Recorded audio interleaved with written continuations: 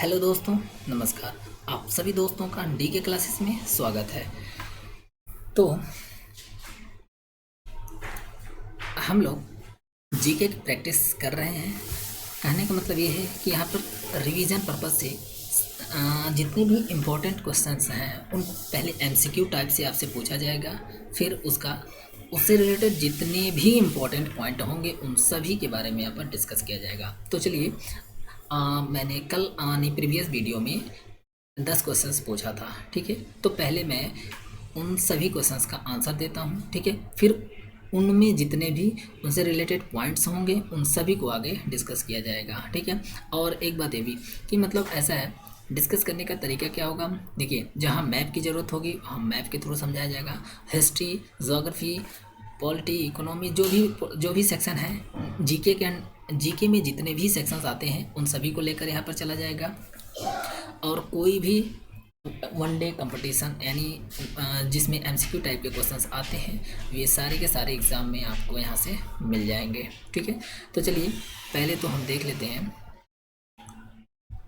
Previous 10 question को देख लेते हैं जो पहले वीडियो में था, ठीक है। तो क्वेश्चन ये है कि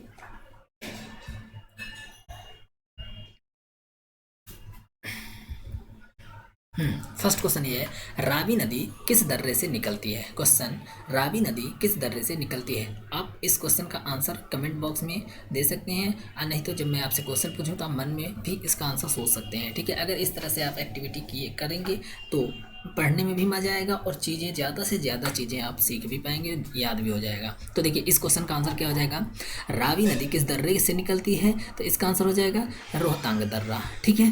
तो रोहतांग दर्रा। अच्छा हाँ, एक चीज़ और, ये जितने भी यहाँ पर चीज़ें हैं यानी जो हम लोग यहाँ पर कर रहे हैं, प्रैक्टिस कर रहे हैं, ये टेलीग्राम चैनल है जो कि यूपीएससी करके, देखिए इस टेलीग्राम चैनल को मैं दिखा देता हूँ। ये है यूपीएससी करके नाम से है, ठीक है। यूपीएससी, एसएससी, रेलवे एग्ज़ाम, या तो आप मैथ्स बाय डीके करके सर्च कर लीजिए, वहाँ पर भी सारे चैनल मिल जाएंगे, ठीक है। तो चलिए हम लोग क्वेश्चन पढ़ाते हैं। हाँ, रावी नदी किस दर्रे से निकलती है। अच्छा, अब देखो रोहतांग दर्रा है, इससे रिलेटेड कुछ पॉइंट्स और देखना है तो यहाँ से देख लीजिएगा, जो भी है आप यहाँ से देख लीजिएगा। आगे मैं इन सभी पॉइंट को मैप के थ्रू डिस्कस करने वाला हूँ, और भी इससे रिलेटेड जितने पॉइंट हैं, जैसे मैं आगे जोजिला दर्रा के बारे में भी अच्छे से बताऊँगा, बुर्जिल दर्रा के बारे में बताऊँगा, रोहतांग, वारालचा, जितने भी यहाँ पर ऑप्शन हैं उन सभी के बारे में अच्छे से बताऊँगा, ठीक है। चलिए नेक्स्ट क्वेश्चन हम लोग देख लेते हैं जल्दी जल्दी। सिंधु नदी की सबसे बड़ी, ध्यान देना है यहाँ पर, सबसे बड़ी सहायक नदी पूछ रहा है। सिंधु नदी की सबसे बड़ी सहायक नदी कौन सी है। सिंधु नदी की सबसे बड़ी सहायक नदी कौन सी है, तो इसका आंसर हो जाएगा, क्या हो जाएगा, चिनाब हो जाएगा, ठीक है। देखिए यहाँ पर दो तरह के क्वेश्चन बनता है। एक क्वेश्चन पूछेगा आपसे सिंधु नदी की सबसे लंबी नदी, दो तरह के क्वेश्चन बनते हैं, एक लंबी बनेगा और एक बड़ी बनेगा। तो जब लंबी पूछेगा तब यहाँ पर आंसर क्या हो जाएगा, सतलज हो जाएगा। लेकिन इस क्वेश्चन में क्या पूछा है, सबसे बड़ी पूछा है, इसका मतलब यहाँ इस क्वेश्चन का आंसर क्या हो जाएगा, चिनाब, ठीक है। तो ये रहे नेक्स्ट क्वेश्चन। अब देखते हैं नेक्स्ट क्वेश्चन क्या है। और बिल्ली के पीछे भागते हुए कुत्ते, थोड़ा सा यहाँ पर गड़बड़ हो गया है, देख लीजिएगा। बिल्ली के पीछे भागते हुए कुत्ते का पद चिन्ह कहाँ से मिला है, ठीक है। तो इस क्वेश्चन का आंसर क्या हो जाएगा। इस क्वेश्चन का आंसर देखिए कैसे, इसको याद कैसे रखना है। बिल्ली चूहा का आप खेल देखे होंगे, बिल्ली चूहा से बहुत बिल्ली चूहा से रिलेटेड कार्टून भी आते हैं, टॉम एंड जेरी वगैरह आते रहते हैं। तो बिल्ली चूहा यानी चनहूदड़ों से रिलेट कर लीजिएगा, तो हो सके थोड़ा सा कन्फ्यूजन दूर हो जाए और आप आंसर तक पहुँच जाएँ ईजिली। तो इसका आंसर क्या हो जाएगा, चनहोत्रो हो जाएगा, ठीक है। और इन सभी पॉइंट को मैं आगे डिस्कस करने वाला हूँ। अभी फिलहाल सिर्फ और सिर्फ यहाँ पर आंसर 10 क्वेश्चन के आंसर बताने वाले हैं, और अगला नेक्स्ट 10 क्वेश्चन यहाँ पर बताने वाले हैं, ताकि वो नेक्स्ट वीडियो में उसको एक्सप्लेन किया जाए, ठीक है। चलिए नेक्स्ट क्वेश्चन है, मोहनजोदड़ो के खोजकर्ता व उत्खननकर्ता कौन है। मोहनजोदड़ो के खोज व उत्खननकर्ता कौन है, तो इस क्वेश्चन का आंसर क्या हो जाएगा, राखल दास बनर्जी हो जाएगा। इस क्वेश्चन का आंसर क्या हो जाएगा, राखल दास बनर्जी। और यहाँ से देख लीजिएगा, थोड़ा सा यहाँ पर है इससे रिलेटेड, अगर आप टेलीग्राम चैनल पर आएंगे तो इस टॉपिक से रिलेटेड जितने भी चीज़ें हैं वह सभी आपको यहाँ पर मिल जाएगा। और टेलीग्राम का लिंक मैं नीचे चैनल पर और डिस्क्रिप्शन बॉक्स में दे दूँगा, तो वहाँ से आप इजीली ज्वाइन कर सकते हैं। चलिए नेक्स्ट क्वेश्चन देखते हैं। नेक्स्ट क्वेश्चन क्या है कि किस समिति ने त्रिस्तरीय पंचायत प्रणाली की सिफारिश की थी। किस समिति ने त्रिस्तरीय पंचायत प्रणाली की सिफारिश की थी? और ऑप्शंस हैं, कौन कौन से ऑप्शन हैं? बलवंत राय मेहता समिति, अशोक मेहता समिति, राव समिति, सिंघवी समिति। ये जितनी भी समितियां हैं सब पंचायत से ही रिलेटेड समितियां हैं। इस क्वेश्चन का आंसर क्या हो जाएगा? त्रिस्तरीय समिति का जो वो दिए थे वो कौन थे? बलवंत राय मेहता समिति ने दी थी। ठीक है, तो चलो नेक्स्ट क्वेश्चन देखते हैं। नेक्स्ट क्वेश्चन क्या क्या है कि लोकसभा में एक दिन में तारांकित प्रश्नों की अधिकतम संख्या कितनी हो सकती है? देखिए, इसके बारे में मैं और बहुत डिटेल से बात करने वाला हूँ। जस्ट इसी वीडियो में आगे डिटेल से बात करूँगा। पहले इसमें सिर्फ और सिर्फ इस क्वेश्चन का आंसर मैं इसमें सभी बताने वाला हूँ कि कितने तरह के प्रश्न पूछे जा सकते हैं। यानी लोकसभा में जो प्रश्न काल होता है वो उसमें कितने तरह के क्वेश्चन तारांकित, अतारांकित हो गया, अल्प यानी शॉर्ट नोटिस क्वेश्चन हो गया, ठीक है, और निजी क्वेश्चन, निजी व्यक्तियों से रिलेट करके क्वेश्चन होता है। तो उन सभी पॉइंट के बारे में मैं डिस्कस करूंगा। फिलहाल इस क्वेश्चन का ये भी बताऊंगा कि मतलब कि कब मैक्सिमम हुआ, कब 20 हुआ, उससे पहले क्या था, सारे पॉइंट को मैं आगे डिस्कस करने वाला हूं। फिलहाल इस क्वेश्चन का आंसर क्या हो जाएगा? 20 हो जाएगा। तो चलो नेक्स्ट क्वेश्चन देखते हैं। नेक्स्ट क्वेश्चन क्या हो जाएगा? विश्व वन्य जीव दिवस कब मनाया जाता है? तो नेक्स्ट क्वेश्चन क्या है? विश्व वन्य जीव दिवस कब मनाया जाता है? तो 3 मार्च को विश्व वन्य जीव दिवस मनाया जाता है। इससे भी एक तो रिलेटेड पॉइंट, जैसे विश्व वन्य जीव दिवस से रिलेटेड पॉइंट है कि ये इसका उद्देश्य क्या है? विश्व वन्य जीव दिवस मनाने का उद्देश्य क्या है? तो विश्व भर में जो वन्य जीव की सुरक्षा है, कहने का मतलब ये है कि बहुत सारे ऐसे वन हैं, बहुत सारे ऐसे प्लांट्स हैं, एनिमल्स हैं, वो क्या हो रहे हैं? वो एक्सटिंक्ट कर रहे हैं, मतलब विलुप्त हो रहे हैं। तो उनको बचाने के लिए ये अभियान चलाया गया है। ठीक है, और ये संयुक्त राष्ट्र महासभा के द्वारा ये अभियान चलाया जाता है। और संयुक्त राष्ट्र महासभा ने इसको 20 दिसंबर 2013 को, यानी इसी दिन इसको क्या किया? 3 मार्च को विश्व वन्य जीव दिवस मनाने की घोषणा की थी। ठीक है, नेक्स्ट क्वेश्चन क्या हो जाएगा? अंतर्राष्ट्रीय महिला दिवस कब मनाया जाता है? तो ये तो 8 मार्च को है। ठीक है, अंतर्राष्ट्रीय महिला दिवस कब मनाया जाता है? 8 मार्च। नेक्स्ट क्वेश्चन क्या है? विश्व उपभोक्ता दिवस कब मनाया जाता है? तो विश्व उपभोक्ता दिवस कब मनाया जाता है? इस क्वेश्चन का आंसर क्या हो जाएगा? ऑप्शन 4 है, आंसर इसका क्या हो जाएगा? 15 मार्च हो जाएगा। नेक्स्ट क्वेश्चन क्या है? विश्व खुशहाली दिवस कब मनाया जाता है? नेक्स्ट क्वेश्चन क्या है कि विश्व खुशहाली दिवस कब मनाया जाता है? तो इस क्वेश्चन का आंसर क्या हो जाएगा? 20 मार्च। चलिए अगला 10 क्वेश्चन जो मैं आगे डिस्कस करने वाला हूँ, नेक्स्ट वीडियो में इसके बारे में डिटेल से बात करेंगे। जितने भी इनसे रिलेटेड पॉइंट्स हैं उन सभी पॉइंट को मैप की ज़रूरत पड़ेगी तो मैप के थ्रू, एनिमेशन की ज़रूरत पड़ेगी एनिमेशन के थ्रू, जितने भी तरह से आपको समझाने के लिए जितनी भी तरह के मतलब यहाँ पर चीज़ें अपनाई जा सकती है वे सभी चीज़ों को फॉलो किया जाएगा। तो चलो कल के लिए जो फर्स्ट क्वेश्चन है इसका आंसर इसमें तो नहीं बताने वाले हैं, अगले वीडियो में इसका आंसर आपको मिलेगा। तो फर्स्ट क्वेश्चन कौन सा है? देखिए, सतपुरा रेंज की सबसे ऊंची चोटी, सतपुरा रेंज की सबसे ऊंची चोटी बनाना है, सॉरी सतपुरा रेंज की सबसे ऊंची चोटी कौन है इसके बारे में बताना है। 4 ऑप्शन गिवन है, क्या है? सद्भावना शिखर, धूपगढ़ शिखर, डोटा बेटा और अनाईमुड़ी। ठीक है, इन सभी के बारे में भी आगे मैं मतलब नेक्स्ट वीडियो में डिस्कस करूँगा। अभी फिलहाल इसमें क्या है, ये 10 क्वेश्चन है जिसका आंसर आपको कमेंट बॉक्स में देना है। ठीक है, चलिए नेक्स्ट क्वेश्चन देख लेते हैं। संविधान के किस अनुच्छेद में कहा गया है कि बिना कानूनी प्रावधान के कोई भी कर नहीं लगाया जा सकता? क्वेश्चन फिर से रिपीट कर रहा हूं। संविधान के किस अनुच्छेद में कहा गया है कि बिना कानूनी प्रावधान के कोई भी कर नहीं लगाया जा सकता? और ऑप्शंस हैं अनुच्छेद 265, अनुच्छेद 266, अनुच्छेद 112 एंड अनुच्छेद 280। इन सभी के बारे में हम लोग डिटेल में डिस्कस करेंगे बट नेक्स्ट वीडियो में। चलिए अभी इस वीडियो में अभी भी बहुत सारे चीज़ों को डिस्कस करना है आगे।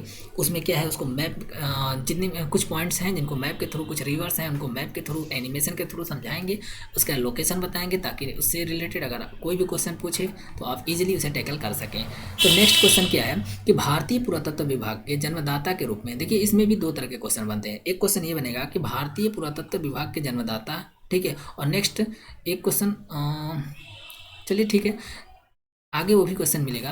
अभी देखिए, भारतीय पुरातत्व विभाग के जन्मदाता के रूप में किसे जाना जाता है? तो ऑप्शंस क्या है? Lord Curzon, Alexander, martial, Rai Bahadur, Dayaram Sahni, ये 4 ऑप्शन है। ठीक है, नेक्स्ट क्वेश्चन, हड़प्पा सभ्यता का सबसे पूर्वी स्थल उत्तर प्रदेश के किस जिले में है? क्वेश्चन है हड़प्पा सभ्यता के सबसे पूर्वी स्थल उत्तर प्रदेश के किस जिले में है? तो इस क्वेश्चन इसका ऑप्शन क्या है? मुजफ्फरनगर, बागपत, मेरठ, हापुड़। नेक्स्ट क्वेश्चन है, ग्लोब पर अक्षांशों की संख्याएं कितनी है। ठीक है, देखिए ये पहला क्वेश्चन है, ग्लोब पर अक्षांशों की संख्याएं कितनी है। यहाँ सिर्फ अक्षांशों की संख्याएं पूछा है। एक और क्वेश्चन बनता है अक्षांश रेखाओं की संख्या। ठीक है, तो अभी फिलहाल इस क्वेश्चन का आप लोग आंसर देंगे और ऑप्शंस क्या है कि 179, 180, 181 एंड 182। नेक्स्ट क्वेश्चन है कि ग्लोब पर अक्षांश रेखाओं की संख्या, ग्लोब पर अक्षांश रेखाओं की संख्या कितनी है। ठीक है, तो इसका भी ऑप्शन क्या है 180, 178, 179, 180, 181। नेक्स्ट क्वेश्चन, कर्क रेखा। देखिए बहुत इंपॉर्टेंट क्वेश्चन है। कर्क रेखा और भारतीय मानक समय रेखा दोनों एक दूसरे को भारत के किस राज्य में काटती है। ठीक है, ध्यान देना है, क्या पूछे हैं, कर्क रेखा और भारतीय मानक समय रेखा ये दोनों भारत से होकर गुजरती हैं। ठीक है, तो ये दोनों एक दूसरे को किस राज्य में काटती हैं उसका आपको आंसर देना है। ऑप्शन क्या है, उत्तर प्रदेश, छत्तीसगढ़, मध्य प्रदेश, झारखंड। इस चारों में से आपको आंसर देना है। नेक्स्ट क्वेश्चन क्या है, संविधान यानी भारतीय संविधान के किस अनुच्छेद के तहत जनसंख्या के एक हिस्से में बोली जाने वाली भाषा को विशेष प्रावधान प्रदान किया गया है। ठीक है, क्वेश्चन क्या है, फिर से रिपीट करते हैं, भारतीय संविधान के किस अनुच्छेद के तहत जनसंख्या के एक हिस्से में बोली जाने वाली भाषा को विशेष प्रावधान प्रदान किए गए हैं। और ऑप्शन है अनुच्छेद 374, अनुच्छेद 357, अनुच्छेद 347 एंड अनुच्छेद 337। नेक्स्ट क्वेश्चन है झांसी की रानी की समाधि स्थल निम्नलिखित में से किस शहर में स्थित है। ध्यान दीजिएगा, बहुत ही इंपॉर्टेंट क्वेश्चन है, पिछले प्रीवियस ईयर का है, सीजीएल में पूछा हुआ क्वेश्चन है। झांसी की रानी की समाधि स्थल निम्नलिखित में से किस शहर में स्थित है। और ये ऑप्शंस हैं ग्वालियर, जबलपुर, उज्जैन, इंदौर। तो इसमें आपको आंसर टिक करना है और इस आंसर को कमेंट बॉक्स में टाइप करना है। नेक्स्ट क्वेश्चन क्या है, निम्नलिखित में से कौन सी गैस लगातार ज्वालामुखी विस्फोट में सबसे अधिक प्रचुर मात्रा में देखी जाती है। तो इसके ऑप्शन क्या है, हाइड्रोजन सल्फाइड, जल वाष्प, कार्बन डाइऑक्साइड। इन सभी क्वेश्चन को 10 क्वेश्चन है, 10 क्वेश्चन का आंसर आपको देना है। और आगे मैं डिस्कस करता हूँ, यानी जो पिछले 10 क्वेश्चन थे उनसे रिलेटेड बहुत सारे पॉइंट हैं जिसको मैप के थ्रू डिस्कस करना है। तो चलिए उसको हम लोग डिस्कस करते हैं।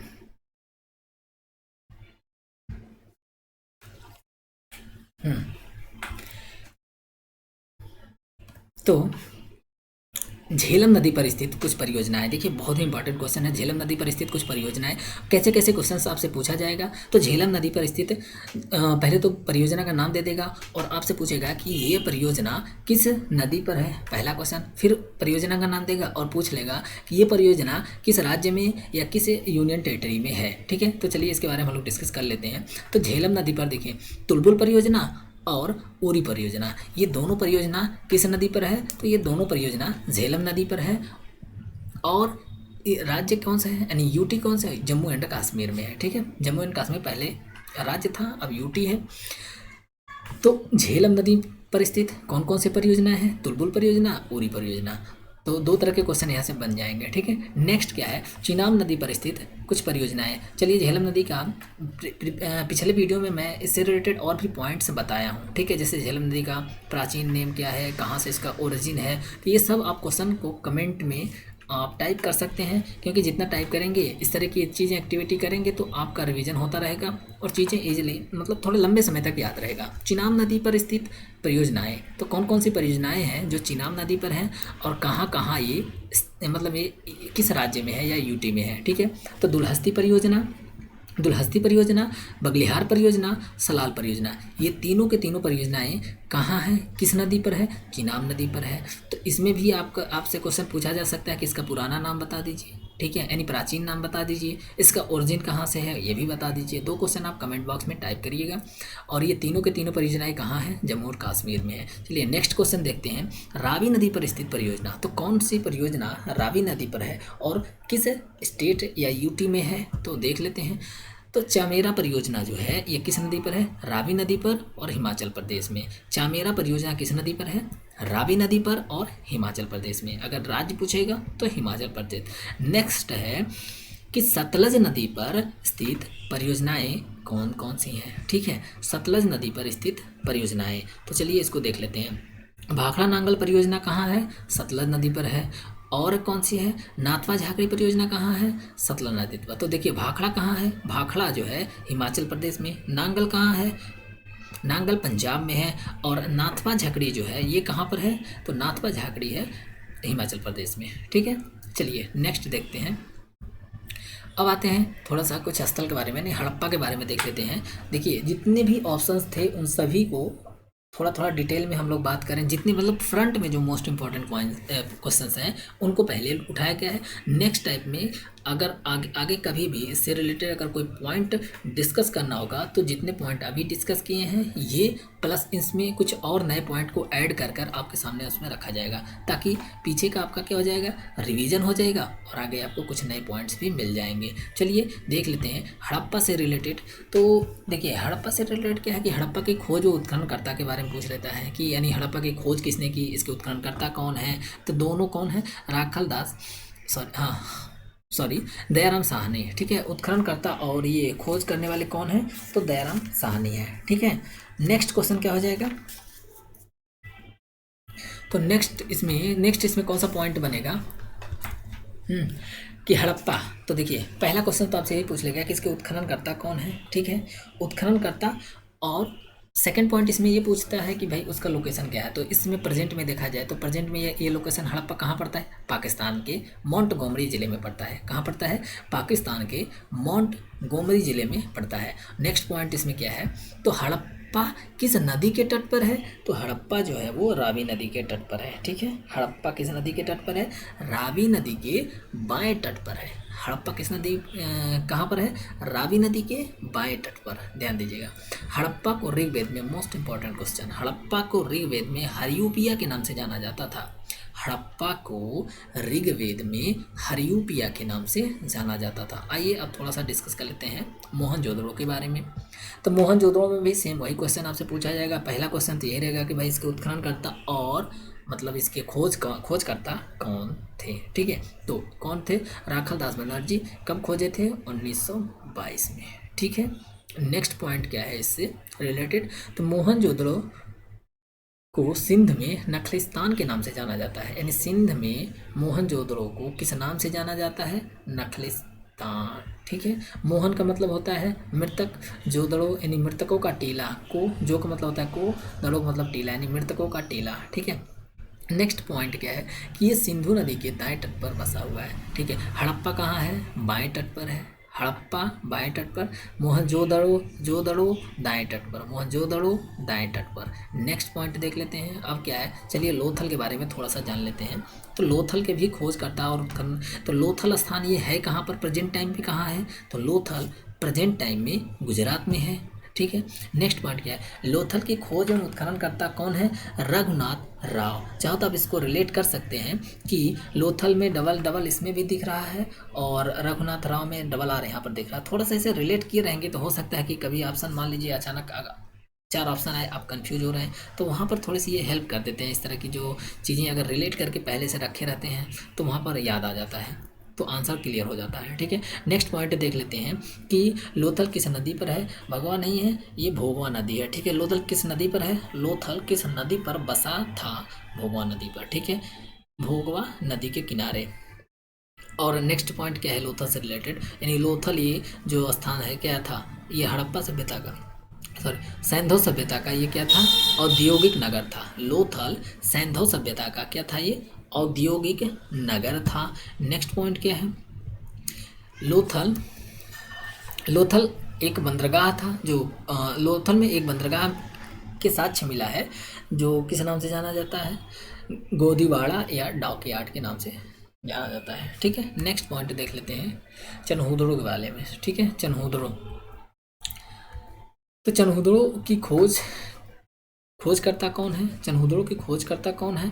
नानी गोपाल मजूमदार। ठीक है, चनहूदड़ो की खोजकर्ता कौन है? नानी गोपाल। ध्यान दीजिएगा यहाँ पर सिर्फ मैंने खोज बोला है ना कि उत्खननकर्ता बोला है, तो इसका क्या मतलब हुआ? यानी इसके उत्खननकर्ता कोई और है। तो इसके उत्खननकर्ता कौन है? देखिए खोज है 1931 के आसपास में इसकी खोज हुई है और 1935 के आसपास में इसका उत्खनन हुआ है। ठीक है, उत्खनन किसके द्वारा करवाया गया है? तो अर्नेस्ट मैके के द्वारा इसका उत्खनन कराया गया। किसकी बात कर रहे हैं? चनहूदड़ो की बात कर कर रहे हैं। ठीक है, यह मोहनजोदड़ो के ही समीप सिंध प्रांत में स्थित है। ठीक है, किस नदी के तट पर स्थित है? सिंधु नदी के तट पर स्थित है। ठीक है, और यह भी एक औद्योगिक नगर था, सिंधु सभ्यता का औद्योगिक नगर था। ठीक है, चलो हुदड़ो। नेक्स्ट पॉइंट क्या हो जाएगा? ग्राम पंचायत से रिलेटेड कुछ पॉइंट्स हैं, उसके बारे में देख लेते हैं, क्योंकि सिंधवी अभी मैंने वहाँ पर त्रिस्तरीय पंचायत प्रणाली वाली जो सिस्टम डिस्कस किया था पहले, उससे रिलेटेड कुछ चीज़ें देख लेते हैं। देन उसके बाद से हम लोग आ जाएंगे मैप में। तो जो भी सिंधु के जो सिंधु रिवर सिस्टम जो है उससे रिलेटेड मैप और उससे जितने भी उसकी सहायक नदियां हैं और उनसे रिलेटेड कौन कौन से इंपॉर्टेंट पॉइंट हैं, कौन कौन से मोस्ट इंपॉर्टेंट पॉइंट हैं, उन सभी को मैप के थ्रू दिखा देंगे, ताकि इससे ये रहेगा कि मैप दिमाग में जल्दी बैठता है। ठीक है, चलिए पहले ग्राम पंचायत से रिलेटेड कुछ पॉइंट देख लेते हैं। तो देखिए, ग्राम पंचायत शुरुआत में भारतीय संविधान में ग्राम पंचायत के बारे में कोई मतलब उसमें कोई वो प्रावधान नहीं दिया गया था। सिर्फ अनुच्छेद 40 में क्या कहा गया था, यानी भारतीय संविधान के राज्य के नीति निर्देशक तत्व के में आर्टिकल 40 में ये प्रावधान किया गया था कि सभी राज्यों में मतलब सभी राज्यों को ग्राम पंचायत की मतलब वो रखना चाहिए। इस बात का सिर्फ और सिर्फ सजेशन दिया गया था कि ग्राम पंचायत होना चाहिए। ये मतलब ये उसके बारे में ज़्यादा कुछ डिटेल में कुछ प्रावधान नहीं दिया गया था। लेकिन 1992 में क्या हुआ, 73वें संविधान के द्वारा संविधान में क्या जोड़ा गया? पंचायती राज। देखिए, 1992 में 73वें संविधान संशोधन द्वारा ग्राम पंचायत को संवैधानिक दर्जा प्रदान की गई। अच्छा, ये संवैधानिक दर्जा क्या होता है? तो संवैधानिक दर्जा ये होता है कि जो संविधान में चीज़ें उल्लिखित हैं, मतलब जो चीज़ें संविधान में लिखित हैं वही संवैधानिक कहलाएगा। जैसे कि राष्ट्रपति का पद संविधान में है, पढ़ते भी हैं, ये संवैधानिक पद हो गया। ठीक है, और यूपीएससी क्या है, यूपीएससी के बारे में भी हम संविधान में पढ़ते हैं, तो ये संवैधानिक हो गया। ठीक है, ये संवैधानिक संस्था हो गई। निर्वाचन आयोग के बारे में पढ़ते हैं, ये संवैधानिक संस्था हो गई। नीति आयोग के बारे में हम संविधान में कहीं पर भी नहीं पढ़ते हैं, नीति आयोग के बारे में कहीं भी संविधान में डिस्कस नहीं किया गया है, तो ये संवैधानिक संस्था नहीं है। ये कैसी संस्था है? तो ये गैर संवैधानिक संस्था है। ठीक है, तो 92वें संविधान संशोधन में क्या कर दिया गया, ग्राम पंचायत को संवैधानिक दर्जा प्रदान की गई। तथा भारतीय संविधान में अनुसूची यहाँ पर 22 नहीं है, ये अनुसूची 12 है। ठीक है, थोड़ा सा यहाँ पर मिस्टेक हो गई है, तो अनुसूची 11 है। ठीक है, कौन सी अनुसूची जोड़ी गई है? अनुसूची 11 जोड़ी गई। और इसमें कुल कितने विषय रखे गए? कुल इसमें 29 विषय रखे गए हैं। ठीक है, नेक्स्ट पॉइंट क्या है? देखिए, ये जितने भी चीज़ें हैं एज इट इज़ ऐसे ही आपको पीडीएफ में मिलेगा, और पीडीएफ में जो भी करेक्शन यहाँ पर जो भी थोड़े बहुत एरर्स हैं उनको मैं करेक्ट कर ही पीडीएफ अपलोड करूँगा, ताकि आपको रिवीजन करने में कोई दिक्कत नहीं होगी। ठीक है, ग्राम पंचायत से संबंधित कुछ महत्वपूर्ण समितियाँ बनी थी, जैसे कि देखिए इस तरह से क्वेश्चन क्या होता है, पीसीएस में ऐसे क्वेश्चन आ जाते हैं, ऑप्शन दे देंगे, उनका क्रोनोलॉजिकल ऑर्डर पूछ लेता है। ठीक है, मतलब कालानुक्रम में पूछ लेता है कि कौन सी समिति पहले आई, फिर उसके बाद कौन सी आई, फिर उसके बाद कौन सी आई। तो देखिए, सबसे पहले अगर हम देखें तो बलवंत राय मेहता समिति ने त्रिस्तरीय पंचायत प्रणाली का प्रस्ताव दिया था। फिर उसका अशोक मेहता समिति। देखिए, ये जो मोस्ट इंपॉर्टेंट है उनको मैंने इंक्लूड किया है। हाँ, एकाध क्या है, एकाध छोटा है, तो उस पर ज़्यादा ध्यान नहीं देना है। जितना मैं यहाँ लिखा हूँ अगर इतना आपको याद है तो बाकी अगर हो सके कभी नेक्स्ट टाइम में आपको कभी मिले कोई और पॉइंट तो आप उसको ऐड कर लीजिएगा। ठीक है, तो देखिए कौन कौन से हो गए, बलवंत राय मेहता समिति के बाद अशोक मेहता समिति, देन हनुमंत राव समिति, देन इसके बाद से कौन से राव समिति, देन सिंघवी समिति, उसका से थुंगन समिति, हरलाल सिंह खर्रा समिति। ठीक है, ये 7 समितियां हैं। फिलहाल अगर आपको इतना भी याद हो जाए तो बहुत है। ठीक है, अब चलिए रिवर सिस्टम के बारे में मैप से कुछ हम लोग समझ लेते हैं। ठीक है, देखिए सबसे पहले यहाँ पर एक झील देख रहे हैं, तो ये झील कौन सा है, मानसरोवर झील है। ये कौन सा झील है, मानसरोवर झील। इसी के बगल में एक देखिए, जैसा मैंने लोकेशन दिखा रखा है आपको इस पर ध्यान देना है, क्योंकि हो सकता है कि कोई एक पर्टिकुलर प्लेस देकर आपसे उसे ईस्ट वेस्ट नॉर्थ साउथ में कुछ ऐसे डायरेक्शन के थ्रू भी क्वेश्चंस पूछे जा सकते हैं, तब आप वहाँ पर कंफ्यूज हो जाएंगे। तो जिस तरह से पॉइंट रखा गया है आप उसको ध्यान दीजिएगा, मैप में एज इट इज़ रख लीजिए। हो सकता है उससे अगर कोई भी मतलब एग्जामिनर के दिमाग में कुछ भी अगर अलग क्वेश्चन बनाने की चीज़ें आ रही हैं तो आप उसको गेस कर सकते हैं। ठीक है, तो देखिए एक यहाँ पर दिख रहा है कौन सा चीज़ है, यानी ये है मानसरोवर झील। मानसरोवर झील के बगल में एक ग्लेशियर है, बोखरचू ग्लेशियर। ठीक, मानसरोवर झील के बगल में बोखरचू ग्लेशियर। ठीक है, अब बोखरचू मानसरोवर झील के बगल से ही कौन सी नदी निकलती है? तो सिंधु नदी निकलती है। ये कौन सी नदी है? सिंधु नदी निकलती है। ठीक है, तो सिंधु नदी पहले यहाँ पर तिब्बत में, तिब्बत के बाद उसके बाद से यहाँ से कहाँ पर एंटर करती है? भारत में, भारत में उसके बाद से यहाँ से एग्जिट करती है, फिर आ जाती है पाकिस्तान में। ये वाला पोर्शन किसका है? पाकिस्तान का। फिर अरब सागर में क्या होती है? चली जाती है। ठीक है, तो इतनी चीज़ें हैं और इनसे रिलेटेड और इनकी कौन कौन सी सहायक नदियाँ हैं तो इसके बारे में भी देख लेते हैं। देखिए, एक झेलम है इसकी सहायक नदी, तो झेलम के बारे में देखिएगा, ये जम्मू कश्मीर से निकलती है झेलम। श्रीनगर, श्रीनगर इसी के किनारे बसा है। ठीक है, उसके बाद से और भी बहुत सारे पॉइंट हैं, जैसे कि झील वुलर झील का निर्माण करती है। और भी पॉइंट आगे मतलब पीछे मैं डिस्कस कर चुका हूँ, तो इसमें वहाँ यहाँ पर वे पॉइंट को नहीं रखता हूँ। ठीक है, जैसा ज़रूरत लगेगा, क्योंकि ये तो बहुत ही कॉमन क्वेश्चन है, आप लोगों को लगभग लगभग पता ही रहता है, तो इसका रिवीजन कराने से मुझे नहीं लगता है कोई फ़ायदा होगा। चलिए नेक्स्ट देख लेते हैं, नेक्स्ट कौन सी है सहायक नदी? तो नेक्स्ट है चिनाब। ठीक है, ये कौन सी है? चिनाब। तो इसका क्रम भी उत्तर से दक्षिण याद रखिएगा, कौन कौन सा है? सिंधु, झेलम, चिनाब। सिंधु, झेलम, चिनाब, ये तीनों का 80% पानी कौन यूज करता है? पाकिस्तान यूज करता है। ठीक है, उसका से और 20% पानी कौन यूज करता है? इंडिया यूज करती है, इंडिया यूज करता है। ठीक है, नेक्स्ट क्वेश्चन, नेक्स्ट इसके सहायक नदी कौन सी है? तो ये है रावी नदी। ठीक है, उसके बाद से ये सतलज है, और सतलज की एक सहायक नदी है, कौन सी है? तो ये है ब्यास। ठीक है, तो ये नदियों का क्रम है। तो नीचे की 3 नदियां हैं, इसका 80% पानी कौन यूज करता है? भारत, और 20% कौन यूज करता है? पाकिस्तान। यही सिंधु, ये। ठीक है, अच्छा हाँ, इसमें कुछ क्वेश्चंस और बनते हैं जिसको मैं बता देता हूँ। जैसे अगर आपसे क्वेश्चन पूछेगा सिंधु नदी की सबसे बड़ी सहायक नदी, देखिए बड़ी होता है और लंबी होता है। जब लंबाई में पूछेगा तो ये दिख रहा होगा कि आपको ये यहाँ से बहुत लंबाई इसकी ज़्यादा है, और बड़ी में है तो बड़ी का मतलब होता है ना जो उसका प्रवाह क्षेत्र, मतलब कैचमेंट एरिया जो है ना किसकी सबसे ज़्यादा है, तो कैचमेंट एरिया की बात करते हैं तो चिनाब की बहुत ज़्यादा है, यानी इन सभी नदियों से ज़्यादा है। जो 5 नदियाँ हैं इसमें कैचमेंट एरिया यानी प्रवाह क्षेत्र जो है वो किसकी ज़्यादा है? चिनाब की। इसलिए अगर आपसे पूछे कि सिंधु नदी की सबसे बड़ी सहायक नदी कौन सी है तो उसका आंसर क्या हो जाएगा? चिनाब हो जाएगा। और सिंधु नदी की सबसे लंबी सहायक नदी पूछे तो इसका आंसर क्या हो जाएगा? इसका आंसर हो जाएगा सतलज। ठीक है, और इससे रिलेटेड कुछ पॉइंट देखिए, ये सिंधु नदी है, तो सिंधु नदी इंडिया में कहाँ से इंटर करती है? तो इस पॉइंट को भी आपको याद रखना है। और ये कौन सा जगह है? दमचौक, यानी दमचौक नामक स्थान से इंडिया में प्रवेश करती है। और किस स्थान से वो निकलती है? तो चिल्लास नामक स्थान से वो कहाँ चली जाती है? पाकिस्तान में चली जाती है। ठीक है, और इसी के बगल में एक जगह है जिसका नाम है भुंजी। भुंजी क्या ये जगह? इस जगह पर सिंधु नदी दुनिया की यानी विश्व की सबसे गहरी गॉर्ज का निर्माण करती है। ठीक है, नेक्स्ट देख लेते हैं। नेक्स्ट पॉइंट ये है कि सतलज नदी यहाँ पर दिख रहा होगा, ये राक्षस ताल से निकलती है और भारत में कहाँ से प्रवेश करती है? तो भारत में ये सिपकिला दर्रा से प्रवेश करती है। ठीक है, भारत में कहाँ से प्रवेश करती है? सिपकिला दर्रा से। ठीक, ये सभी पॉइंट। ये सभी नदियाँ सिंधु नदी में जाकर कहाँ मिलती है? पठानकोट में। यहाँ पर जहाँ मिलती है ये स्थान क्या है? पठानकोट है। ठीक है, नेक्स्ट पॉइंट देख लेते हैं। एक और सहायक नदी है, किसकी है? तो ये झेलम की सहायक नदी है, सियोक। ठीक है, और भी झेलम की नदियाँ हैं, सहायक नदियाँ हैं जो इम्पोर्टेंट हैं, आगे उसको हम लोग डिस्कस कर लेंगे। ठीक है, अभी यहाँ पर जितनी पॉइंट बताए हैं इतना पॉइंट अगर आपको याद हो जाए तो बहुत बड़ी बात है। ठीक है, चलिए, अगर इतनी पॉइंट आपको पहले से आ रहा है तब तो समझ लीजिए आपकी तैयारी एकदम बढ़िया चल रही है, प्रॉपर तरीके से चल रही है। ठीक है, अब तैयारी करना ही पड़ेगा, क्योंकि इस समय अगर यूट्यूब की वीडियोस को एनालाइज कर रहे होंगे तो कोई भी वीडियो देख रहे होंगे तो व्यूज़ बहुत ज़्यादा चले जाते हैं। तो इसका क्या मतलब है?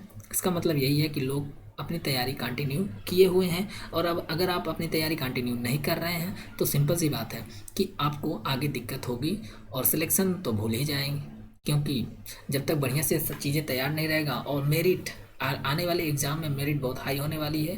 ठीक है, क्योंकि अब लोगों को बाहर जाना नहीं है, कोरोना है, अंदर ही रहना है, तो अंदर रहते रहते अगर कोई भी काम करेंगे तो कितनी देर तक करेंगे? पढ़ने में बहुत सारे सब्जेक्ट हैं पढ़ने के लिए, इसलिए पढ़ने में टाइम ज़्यादा जल्दी ख़त्म हो जाता है। चलिए आगे हम लोग देख लेते हैं। तो थोड़ा सा और कुछ पॉइंट्स हैं उस पर हम डिस्कस कर लेते हैं, जैसे कि